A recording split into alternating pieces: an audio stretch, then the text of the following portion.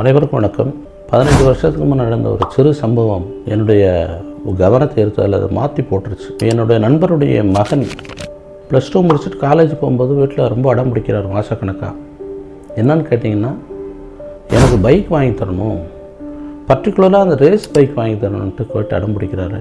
அவர் முடியாதுன்னு சொல்கிறார். கிட்டத்தட்ட 6 மாதங்கள் ஓடுது. அந்த பையன் அப்பா கூட பேசுகிறதே நிறுத்தினதோட வீட்டில் உள்ள எல்லா பண்ட பாத்திரங்களையும் போட்டு உடச்சி தள்ளிட்டான்.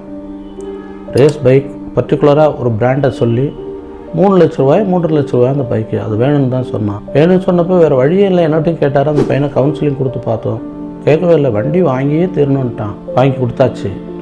10 நாள் தான் ஓட்டியிருக்கான். ஃபஸ்ட்டு சர்வீஸ் கூட போகலை. விபத்தில், கோர விபத்தில் அந்த பையன், அந்த பேரண்ட்டுக்கு ஒத்தைக்கு ஒரு பிள்ளை, அந்த ஆக்சிடெண்ட்டில் இறந்து போயிட்டான். ஊரே ரொம்ப கவலையோடு அந்த பேரண்ட்டை போய் கேட்குது.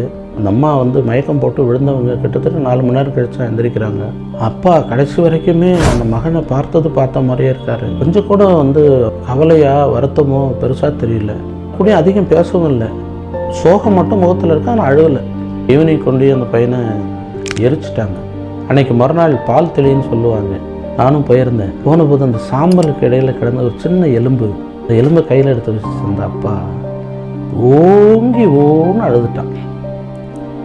அழுதுட்டு எல்லாரும் தேத்துறோம் சொல்லி பார்த்துறோம், ஓங்கி கத்தி சாம்பலில் விழுந்து புரள்ற. அப்படி கடைசியாக எலும்பு பார்த்து சொன்னார், நீ பிறந்த போதே இறந்துருந்தால் கூட எங்களுக்கு பெருசாக தெரிஞ்சிருக்காது. உன்னை கிட்டத்தட்ட 18-20 வயசு வரைக்கும் வளர்த்து நாங்கள் உன்னை இழந்துட்டோமே, உன்னையை நம்பி நாங்கள் வேறு பிள்ளைகள் கூட பெற்றுக்கலையேன்னு சொல்லி அழுதது அந்த இடத்துல ரொம்ப சங்கடமாக இருந்தது. ஏன்னு சொன்னால், பிள்ளைகளுக்கு, மாணவர்களுக்கு சொல்கிற வார்த்தை என்னன்னு சொன்னால், உங்களை நம்பி ஒரு பெரிய குடும்பம் இருக்குது, உங்களை நம்பி ஒரு பெற்றோர்கள் இருக்கிறாங்க, உறவினர்கள் இருக்காங்க, உங்களை நம்பி ஒரு நாடே இருக்குது. தயவு செய்து உங்களுக்கு இது அறிவுரையாக எடுத்துக்க வேணாம், வண்டி வாங்குங்க, ஆனால் கவனமாக ஓட்டுங்க என்பதை சொல்லி விடைபெறுகிறேன்.